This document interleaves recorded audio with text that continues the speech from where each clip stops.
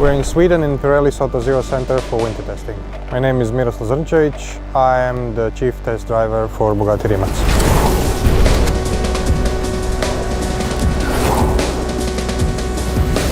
The lowest temperatures we had are -15, which is not ideal. So we switched from day shifts to night shifts just to have the surface more consistent.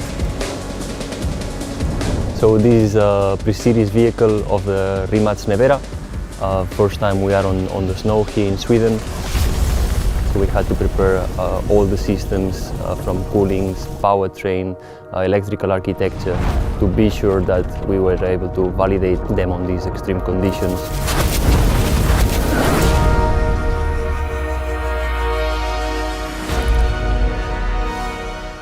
You can be really down on energy and motivation, but as soon as you hit some really good results, it uplifts the whole crew, and it's been really good.